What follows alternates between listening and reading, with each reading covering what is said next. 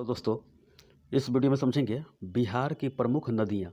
यह तीसरा क्लास है। इससे पहले 2 क्लास ख़त्म हो चुका है, उसका रिवीजन ज़रूर कीजिए। और इसमें देखेंगे पूरी तरह मैप से देखेंगे नदी कहाँ से निकलती है और कैसे बिहार में यह बहती है, इसके बारे में देखेंगे। जैसे मैं उत्तर बिहार और दक्षिण बिहार के क्षेत्र से जो आती है, जैसे एक तरफ हिमालय देखिएगा, ऊपर से हिमालय हो गया, इधर से नदी आती है, और नीचे की तरफ से पठारी एरिया है। पठारी एरिया है, इधर से नदी निकलती है और ऊपर से हिमालय क्षेत्र से नदी आती है। और गंगा नदी बिहार को 2 भागों में बांट देती है। 445 किलोमीटर में यह बिहार में फैली हुई है। ठीक है, 445 किलोमीटर इसका बिहार को 2 भागों में बांटती है। एक तरफ उत्तर का क्षेत्र और एक तरफ दक्षिण का क्षेत्र। उत्तर का क्षेत्र सालों भर पानी से भरा रहता है, क्योंकि हिमालय की नदियाँ बड़ी तेज धार से आती है और बिहार में बड़ी तबाही मचाती है। और दक्षिण में जो पठारी क्षेत्र है, यह चट्टानी एरिया है और इसमें धीरे धीरे गमन करती है, और ये बरसाती नदियाँ हैं। कभी कभी इसमें सूखा पड़ जाता है। समझ गए? इसके बारे में देखेंगे, नदी के बारे में, और इसमें काफ़ी क्वेश्चन इससे बनता है नदी के बारे में। और साथ में महत्वपूर्ण प्रश्न है जो कि आपको क्वेश्चन एग्जाम में, बीपीएससी चाहे ऑल एग्जाम में पूछा जाता है। जैसे मैं समझेंगे इसमें घाघरा नदी हो, गंडक हो, बूढ़ी गंडक, बागमती, कमला बलान, कोसी, महानंदा, ये सब बारे में समझेंगे। उत्तर बिहार की नदी है ये।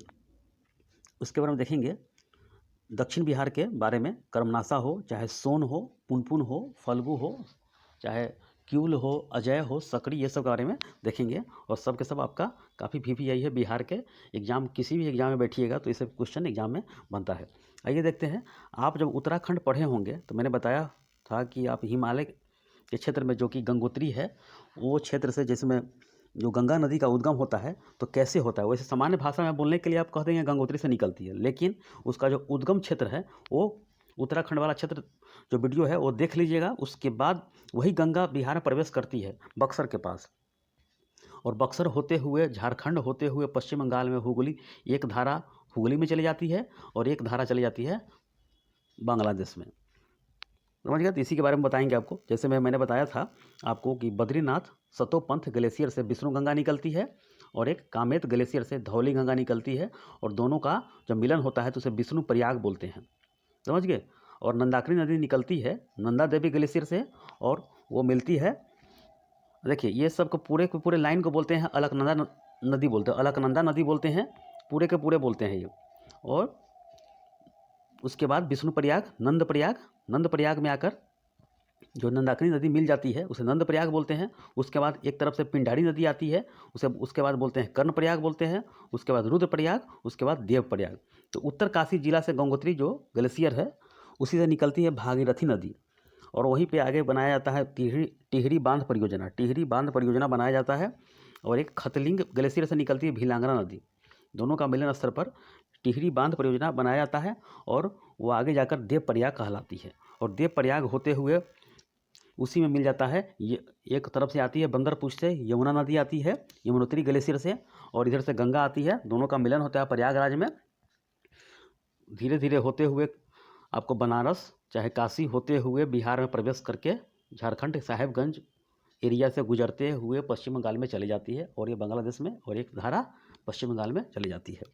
इस तरह आपको पढ़े होंगे उत्तराखंड वाला, तब जाके बिहार को समझ में आपको आएगा। तो बिहार में स्पेशल देखते हैं आज। बिहार का स्पेशल जो नदी है, जो उद्गम होता है, तो गंगा नदी बिहार को 2 भागों में बांट देती है। समझ गया?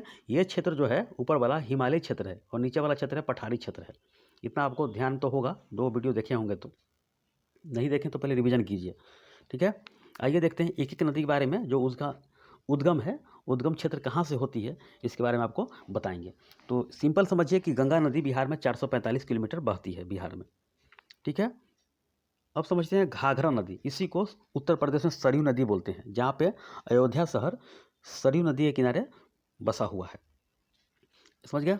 तो सरयू या घाघरा बोलेंगे इसे। इसका जो उद्गम होता है नामपा श्रेणी से होता है, नामपा श्रेणी से होता है सरयू या घाघरा का, नामपा श्रेणी से होता है। और बिहार में 83 किलोमीटर यह बहती है, और मैदानी भागों में बड़ी तीव्र गति से, यानी कि बड़ी तेज गति से बहती है ये, और सिवान जिले के समीप बिहार में प्रवेश करती है, और छपरा के निकट गंगा में मिल जाती है। और कुछ दूर जो उत्तर प्रदेश बिहार का बॉर्डर बनाता है, और तीव्र बहने के कारण इसे घाघरा या घग्घर नदी बोलते हैं। समझ गए? और इसे बोलते हैं सदानीरा नदी। सदानीरा मतलब कि पूरे वर्ष भर पानी इसमें रहता है। समझ गए? और इसका सहायक नदी है राप्ती नदी, जो सहायक नदी है। और राप्ती नदी के किनारे बसा हुआ है गोरखपुर शहर, जो कि तराई क्षेत्र पड़ता है उत्तर प्रदेश का, वो राप्ती नदी के किनारे बसा हुआ है। तो बिहार के परिप्रेक्ष्य में समझेंगे 83 किलोमीटर बहती है और नामपा श्रेणी से यह बहती है और छपरा के निकट गंगा में मिल जाती है। घाघरा समझ गए। अब समझते हैं गंडक नदी। नेपाल के जो इसका नेपाल में नाम है सप्तगंडकी नाम से इसे जाना जाता है। और इसका जो मुख्य धारा है काली गंडक और नारायणी गंडक इसका मुख्य धारा है। और 260 किलोमीटर बिहार में बहती है, 260 किलोमीटर बिहार में बहती है। और नेपाल के तराई क्षेत्र में इसे शालिग्रामी बोलते हैं, शालिग्रामी या शालिग्राम बोलते हैं। और यह अपनी 7 सहायक नदियों के साथ मध्य हिमालय के उत्तरी सीमा एवं तिब्बत में विस्तृत हिमालय के अन्नपूर्णा पहाड़ियों के समीप मानंगमोट एवं कुटांग के समीप से यह निकलती है। ये समझिए, मानंगमोट एवं कुटांग के समीप निकलती है ये। जैसे में आगे एग्जाम जब भास्ट होगा तो 1 2 3 1 2 ऐसे ऑप्शन वाला दे देगा एग्जाम में, तो इसी तरह दे देगा। मानंगमोट एवं कुटांग के समीप निकलती है ये, ठीक है। और नेपाल सीमा पार करते हुए भारतीय सीमा यानी कि बिहार की सीमा में प्रवेश करती है उत्तर प्रदेश, और बिहार की सीमा बनाते हुए चली जाती है बिहार में। और मुजफ्फरपुर एवं सारण जिला का सीमा बनाते हुए हाजीपुर सोनपुर के जगह जो है पहलेजा घाट में जाके गंगा में मिल जाती है ये। तो गंडक नदी समझ गया, सप्तगंडी के नाम से जाना जाता है ये। और ये पहलेजा घाट में यह मिल जाती है। जहाँ पे जो कोई व्यक्ति डेथ करते हैं तो वहीं पे हड्डी जो प्रवाह किया जाता है वो पहलेजा घाट है, हाजीपुर के पास है ये। तो यही क्वेश्चन आपको बनता है। और बिहार में 260 किलोमीटर यह इसका धारा है। अब समझते हैं बूढ़ी गंडक। बूढ़ी गंडक के बारे में समझते हैं। यह चौतरवा चौड़ है। जो बूढ़ी गंडक है पश्चिमी चंपारण में सोमेश्वर पहाड़ी है, जो कि पश्चिमी चंपारण के पश्चिमी भाग से निकलती है ये। और उत्तर पश्चिम से दक्षिण पूर्व की ओर बहती है, उत्तर पश्चिम से लेकर दक्षिण पूर्व की ओर बहती है ये। जैसे में आपका मुजफ्फरपुर जैसे पश्चिमी चंपारण में प्रवेश करती है, और मुजफ्फरपुर दरभंगा मुंगेर जिला में यह बहती हुई गंगा में मिल जाती है ये। और उत्तर बिहार में इसकी धारा बड़ी तेज होती है। और इसका सहायक नदी पूछेगा तो हरहा नदी है, कापन नदी है, मसान नदी है, उड़ई नदी है, पंडई नदी, मनियरी नदी, ये सब क्वेश्चन एग्जाम में बनता है ये। समझ गए। बूढ़ी गंडक का जो उद्गम होता है पश्चिमी चंपारण के सोमेश्वर पहाड़ी के पश्चिमी भाग से होती है ये।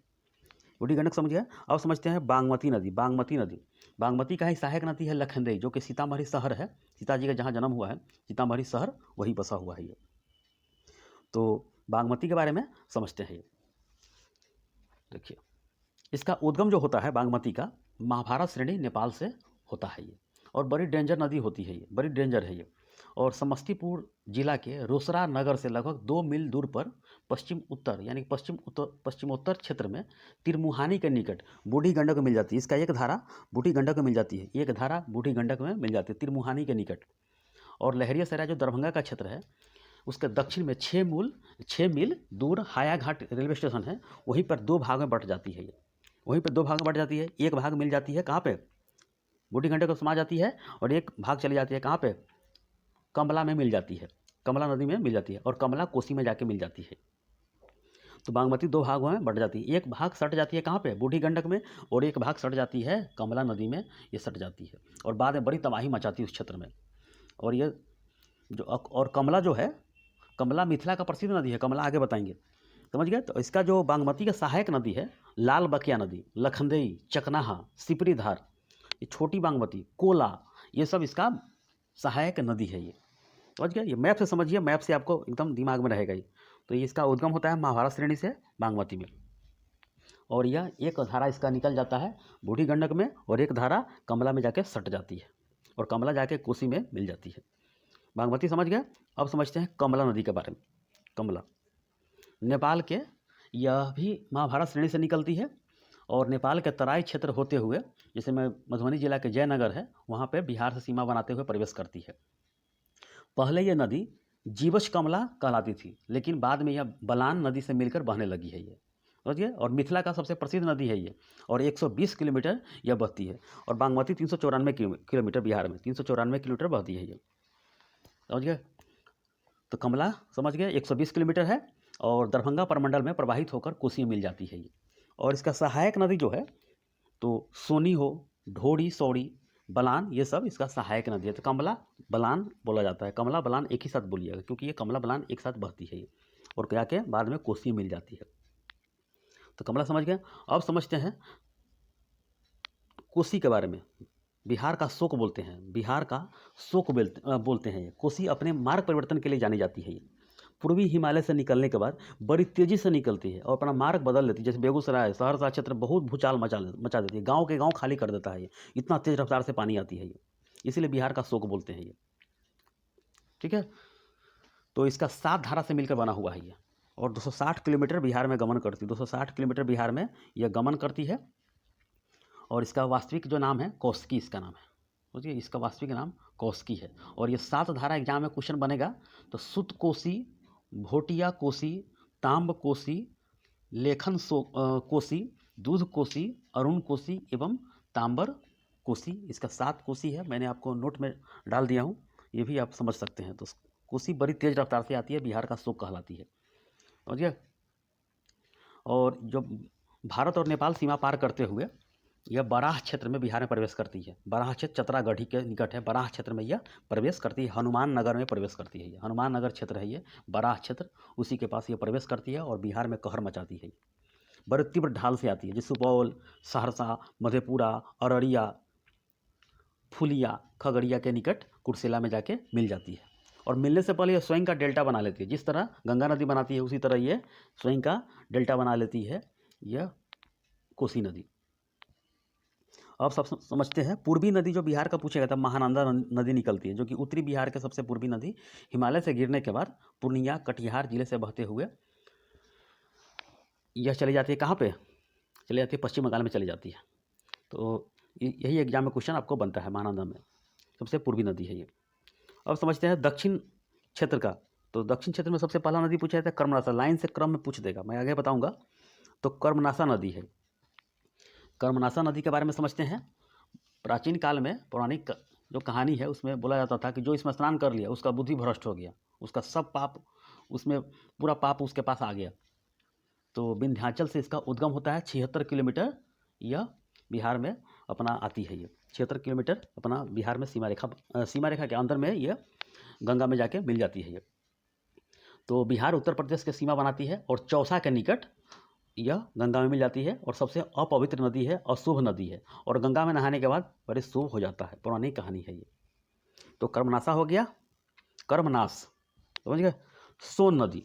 अब सोन नदी के बारे में समझते हैं। यह मैकाल के अमरकंटक पहाड़ी से उद्गम होती है। गोंडवाना क्षेत्र जो पड़ता है, मैकाल के अमरकंटक पहाड़ी से यह उद्गम होती है और यह कैमूर केरा के दक्षिण से बिहार में प्रवेश करती है। कैमूर क्षेत्र है वो बिहार में प्रवेश करती है और गंगा सोन दोआ में मैदान का बहुत उपजाऊ बनाता है ये, और जाके गंगा में जाके मिल जाती है ये, समझ गए। और दानापुर के पास मिल जाती है ये, दानापुर के पास गंगा में मिल जाती है और बहुत ज़्यादा उस एरिया में उपजाऊ बना देती है। क्योंकि सोन परियोजना जो है, मैं आपको परियोजना अलग बताऊंगा, परियोजना पढ़िएगा तो खिचड़ी हो जाएगा पूरे नदी। जैसे गंडक परियोजना वाला हो, चाहे सोन हो, चाहे कोसी हो, अलग से बताऊंगा तो आपको एकदम समझ में आ जाएगा। पहले नदी पढ़िए, ठीक है। उस एरिया में बहुत ज़्यादा उपजाऊ बनाता है। अब आगे समझते हैं। और दानापुर का जो एक गांव है हरदीरा गांव, उसी के पास गंगा में जाके मिल जाती है। जैसे में सोनभद्र जिला जो उत्तर प्रदेश का है, झारखंड के पलामू क्षेत्र, रोहतास क्षेत्र जो कैमूर जो क्षेत्र है, कैमूर केरा के बगल वाला, औरंगाबाद, भोजपुर की सीमा बनाते हुए यह दानापुर के करीब हरदीरा गांव में प्रवेश कर जाती है और गंगा में जाके मिल जाती है। तो सिंपल में समझिए कि गोंडवाना क्षेत्र से निकलती है और अमरकंटक पहाड़ी से उद्गम होती है और बिहार में प्रवेश कर गंगा के जो क्षेत्र है, दानापुर के क्षेत्र में, वहीं पर जाके गंगा में मिल जाती है। अब समझते हैं पुनपुन नदी। पुनपुन नदी के बारे में समझ लेते हैं। देखिए, पुनपुन नदी का उद्गम जो होता है पलामू चौराहा पहाड़ी से होती है। पलामू चौराहा पहाड़ी है झारखंड का, छोटा नागपुर का पठार है ये, समझ गए। वहीं पे उसका उद्गम होती है। जैसे में औरंगाबाद, गया, पटना और फतुहा में जाके मिल जाती है ये। फतुहा के पास गंगा में जाके मिल जाती है पुनपुन नदी। इसका सहायक नदी जो है मनोहर और दर्धा, याद कर लीजिए, मनोहर और दर्धा नदी इसका सहायक नदी है। अब समझते हैं फल्गु नदी। फल्गु जो है पितृपक्ष के दौरान यहाँ पिंडदान किया जाता है, समझ गए। और इसका जो उद्गम होता है छोटा नागपुर, उत्तरी छोटा नागपुर के पठारी से होता है यह, पलामू जिला से। और इसे बोलते हैं निरंजना नदी भी बोलते हैं। तो निरंजना नदी, देखिए इसका क्या होता है कि गंगा नदी का एक उपनदी है ये। यह नदी गया के समीप में, यह नदी गया के समीप में लीलाजन एवं मोहना नदी है। लीलाजन और मोहना नदी के संगम, जब ये संगम हो जाता है तब फल्गु नदी कहलाने लगता है। लीलाजन एवं मोहना नदी के संगम यानी फल्गु नदी वहाँ पर बोला जाता है, होती है। और इसकी जो मुख्य धारा है अंत में पुनपुन में जाके मिल जाती है, पुनपुन में जाके मिल जाती है। और विष्णुपद मंदिर यहीं पे है, गंगा फल्गु नदी के किनारे है बसा हुआ है। और गंगा के टाल क्षेत्र में जाके ये मिल जाती है। ये तो फल्गु नदी का ये समझ गए। अब समझते हैं सकड़ी नदी। झारखंड के छोटा नागपुर के केराड़ी क्षेत्र से, केराड़ी क्षेत्र से निकलती है और हजारीबाग, गया, नवादा, नालंदा, मुंगेर में बहने के बाद क्यूल और मनोहर नदियों के संगम के साथ ये कहाँ मिलती है? गंगा में जाके मिल जाती है। ये सकड़ी छोटी नदी है ये। अब समझते हैं क्यूल नदी। तो इसका उद्गम होता है हजारीबाग के खमरडीहा से निकलती है, खमरडीहा से इसका प्रवेश करता है। तो समझिए दोनों मिलकर जाके गंगा में मिल जाती है सकड़ी के साथ। अब समझते हैं एक छोटी नदी है, अजय नदी है। ये तो निकलती है बिहार से और चली जाती है पश्चिम बंगाल में। तो जमुई जिला के चकई स्थान से लगभग 5 किलोमीटर दक्षिण में बटपार स्थान है, बटपार अजय नदी है। बटपार स्थान से निकलती है और पश्चिम बंगाल में चली जाती है, समझ गए। और गंगा में जाके मिल जाती है। हुगली की उपनदी है ये, हुगली नदी की उपनदी है। और एक लास्ट वाला है चांदन नदी। ये एग्जाम में क्वेश्चन बना है इसलिए मैं आपको डाला हूँ। चांदन नदी जो कि उसको बोला जाता था प्राचीन काल में चंपा नदी, नाम सुने होंगे। अंग महाजनपद, बिहार में 3 महाजनपद है, उसका राजधानी चंपा है। तो चंदन नदी है, उस क्षेत्र में ये नदी बहती थी उस समय, अभी भी बहती है ये। तो राजमहल पहाड़ी से उद्गम होती है और बांका शहर चाहे भागलपुर के समीप यह बहती है। बस इतना ही आपको याद रखना है। तो इतना नदियाँ देख लिए। कभी कभी एग्जाम में क्या पूछता है कि क्रम से लगाने के लिए, तो क्रम आपको याद हो जाएगा। 2-3 बार देखिएगा वीडियो, तब नोट्स बनाइएगा। घाघरा हो गया, गंडक हो गया, बूढ़ी गंडक, बागमती, कमला, कोसी और महानंदा हो गया। उत्तर बिहार की नदी है। और दक्षिण में देखिए कर्मनाशा, सोन, पुनपुन, फल्गु, सकरी तक आपको देगा या फल्गु तक देगा। क्यूल भी पढ़ लीजिए, अजय भी पढ़ लीजिए, चांदन भी पढ़ लीजिए। इतना आपको समझ में आ गया होगा। और ये काफ़ी महत्वपूर्ण है। इतना मैप से आप खुद बना कर लिखिएगा, मैप प्रिंट आउट करवा लीजिएगा 1 रुपया में और खुद बना कर लिखिएगा, आपको और बहुत ज़्यादा नॉलेज होगा। ठीक है, आगे देखिए जो मैं बात बोला हूँ वही सब इसमें लिखा हुआ है। चलिए एक बार आपको सुनाते हैं। सरयू और घाघरा नदी, इसका उद्गम जो होता है नामपा श्रेणी से होता है, नेपाल से। बिहार उत्तर प्रदेश सीमा बनाते हुए सिवान में जो बिहार है उसे प्रवेश करते हुए छपरा के निकट गंगा में मिल जाती है। यह सदा नीरा नदी है। तीव्र बहने के कारण इसे घग्घर या घाघरा नदी बोलते हैं। ये समझिए, तीव्र बहने के कारण इसके घाघरा या घग्घर नदी बोलते हैं। अब आगे देखिए, मन है तो आप 83 किलोमीटर यहाँ पर लिख लीजिएगा। गंडक नदी, नेपाल में इसे सप्त गंडकी कहते हैं। मुख्य धारा का नाम काली गंडक एवं नारायणी गंडक है। नेपाल के तराई भाग में शालिग्रामी नदी कहते हैं। ये अपनी 7 सहायक नदियों के साथ मध्य हिमालय की उत्तरी सीमा एवं तिब्बत में विस्तृत हिमालय की अन्नपूर्णा पहाड़ियों के समीप मानंगमोट एवं कुटांग के समीप से निकलती हुई नेपाल की सीमा पार करते हुए उत्तर बिहार की कुछ दूरी तक सीमा बनाकर बिहार में प्रवेश कर मुजफ्फरपुर, सारण जिला का सीमा बनाते हुए हाजीपुर एवं सोनपुर के पास पहलेजा घाट के पास मिल जाती है। ये समझिए, जैसा मैंने बताया है वही चीज़ सब है। अब आइए देखिए बूढ़ी गंडक के बारे में बता रहा हूँ। सोमेश्वर श्रेणी के पश्चिमी भाग से निकलकर पश्चिमी चंपारण में प्रवेश कर मुजफ्फरपुर, दरभंगा, मुंगेर जिला में बहती हुई गंगा में मिल जाती है। इसका सहायक नदी है तो हरदा है, पंडई, बागमती की एक धारा और मनियारी इत्यादि है। बागमती मैंने बताया था कि एक भाग निकल जाती है उसका धारा कमला में और एक धारा निकल जाती है बूढ़ी गंडक में। अब देखिए बागमती के बारे में समझाते हैं आपको। देखिए बागमती का उद्गम जो होता है महाभारत श्रेणी से होता है, नेपाल से। लहरियासराय के दक्षिण स्थित है। हायाघाट रेलवे स्टेशन के पास 2 भागों में बट जाती है। एक भाग यानी दायां भाग बूढ़ी गंडक में तथा बायां भाग कमला में करेह नाम से मिल जाती है। और कमला कोसी में मिल जाती है। और इसका सहायक नदी है लाल बकिया, लखनदेई जो कि सीतामढ़ी शहर है, चकनाहा और सिपरी धार इसका सहायक नदी है। अब आगे देखिए कमला नदी, इसका उद्गम जो होता है महाभारत श्रेणी नेपाल से होता है।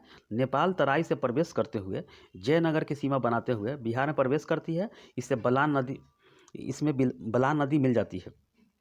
इसके बाद दरभंगा प्रमंडल में प्रवाहित होते हुए कोसी मिल जाती है। और इसका सहायक नदी पूछेगा तो बलान, ढोड़ी, सौरी एवं सोनी नदी इसका सहायक नदी है। अब देखिए कोसी नदी के बारे में दिखाते हैं आपको। पूर्वी हिमालय के मध्य कोसी क्षेत्र से 7 धाराएं से मिलकर सुत कोसी, भोटिया कोसी, ताम्ब कोसी, लेखन कोसी, दूध कोसी, अरुण कोसी एवं ताम्बर कोसी से मिलकर यह बना हुआ है। भारत नेपाल सीमा बनाते हुए हनुमान नगर में प्रवेश करता है और चतरा गढ़ी धरान के निकट बराह क्षेत्र में बिहार में प्रवेश करती है। ये बहुत ही तीव्र वेग सुपौल, सहरसा, मधेपुरा, अररिया, खगड़िया के पास गंगा में मिलने से पहले स्वयं का डेल्टा बनाती है और कुर्सेला में जाके ये मिल जाती है। ये समझ गया। और समझते हैं महानंदा नदी। देखिए उत्तर बिहार के सबसे पूर्वी नदी है और दार्जिलिंग की पहाड़ी कुर्सेओंग से गिरते हुए पूर्णिया एवं कटिहार बहते हुए दक्षिण पूर्व गंगा में चली जाती है। महानंदा नदी भारत के पश्चिम बंगाल और बिहार राज्यों और बांग्लादेश में बहने वाली एक नदी है। यह नदी एक उपनदी है। हिमालय से निकलने वाली गंगा की अंतिम सहायक नदी है। यह बिहार और पश्चिम बंगाल का बॉर्डर बनाते हुए पश्चिम बंगाल में चली जाती है। ये समझ गया। अब आगे देखिए और समझते हैं कर्मनाशा नदी। इसका जो उद्गम होता है विंध्याचल पहाड़ी से होती है और बिहार उत्तर प्रदेश सीमा बनाते हुए चौसा के निकट गंगा में मिलन इसका हो जाता है और सबसे अपवित्र नदी है ये। और समझते हैं सोन नदी के बारे में। सोन इसका जो उद्गम होता है मध्य प्रदेश मैकाल की ऊंची चोटी अमरकंटक से होती है और कैमूर के दक्षिण से बिहार में प्रवेश कर दानापुर के पास इसका मिलन हो जाता है, गंगा में मिल जाती है। जब प्रवेश करते गंगा सोन दुआ में मैदान को बहुत उपजाऊ बनाती है। ये पुनपुन समझते हैं। देखिए पुनपुन समझ लेते हैं। झारखंड के पलामू जिला के चौराहा पहाड़ी से उद्गम होता है और फतुहा में जाके मिल जाता है। ये फतुहा में जाके इसका मिल जाता है और इसका सहायक जो नदी है मनोहर दरधा, याद कर लीजिएगा, इसका सहायक नदी है। और समझते हैं फल्गु नदी। झारखंड के उत्तरी छोटा नागपुर से उद्गम होती है पलामू जिला से और गंगा के टाल क्षेत्र में जाके इसका मिलन हो जाता है। यह नदी गया के निकट लीलाजन एवं मोहना नदी के संगम से शुरू होती है और इसकी धाराएं अंत में पुनपुन में जाके मिल जाती है। विष्णुपद मंदिर हो चाहे पितृपक्ष के दौरान पिंडदान यहाँ पर होता है, यहीं पर सब होता है। और समझते हैं सकरी नदी है, छोटी नदी है।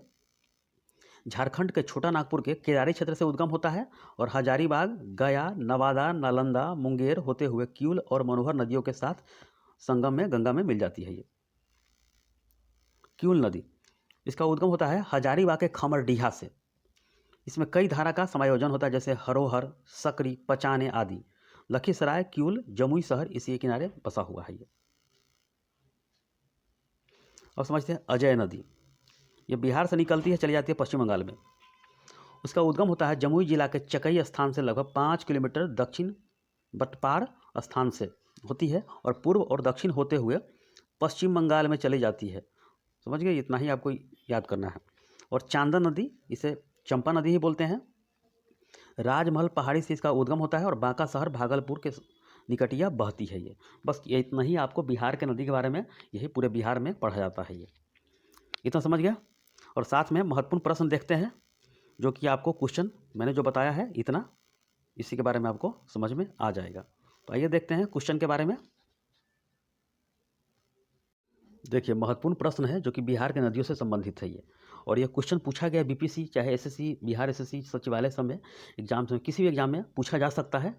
समझ गए। आइए देखते हैं। महानंदा नदी गंगा में मिलती है, कहाँ मिलती है? तो देखिए कटिहार के दक्षिण पूर्व में यह मिलती है। बस इतना ही आपको याद रखना है। जैसे पढ़े वही चीज़ है। घाघरा नदी नेपाल से निकलकर बिहार के किस जिले में प्रवेश करती है? ये गोपालगंज जिला में प्रवेश करती है। अब देखिए बिहार में घाघरा नदी किसके निकट गंगा में मिलती है? तो छपरा के निकट मिलती है। उत्तर बिहार की कौन सी नदी बिहार में सबसे पश्चिम में गंगा में मिलती है? तो ये घाघरा नदी मिलती है सबसे पश्चिम में, और पूर्व में महानंदा। इनमें से कौन सी नदी बिहार में बहती है? तो ये गंगा बहती है, ब्रह्मपुत्र नहीं बहती है, ताप्ती नहीं बहती है और गोदावरी नहीं बहती है। अब देखिए दक्षिण बिहार की नदी पुनपुन का उद्गम स्थल कौन सा है? तो मैंने बताया था कि पलामू की चौराहा पहाड़ी से, समझ गए, अमरकंटक से सोन निकलती है। निम्न में गंगा की उत्तरी सहायक नदियों में से सबसे लंबी सहायक नदी कौन सी है? तो ये कोसी है, बड़ी कहर मचाती है, बिहार का शोक बोला जाता है इसे।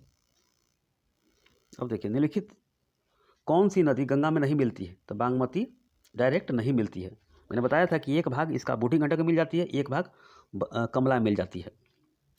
समझ गया। अच्छा, गंडक नदी बिहार की सीमा कहाँ में गंडक नदी बिहार की सीमा में कहाँ मिलती है? तो ये आपको सोनपुर में मिलती है। सोनपुर में मैंने बताया था कि पहलेजा घाट के पास मिल जाती है ये, और 260 किलोमीटर यह सफ़र तय करती है।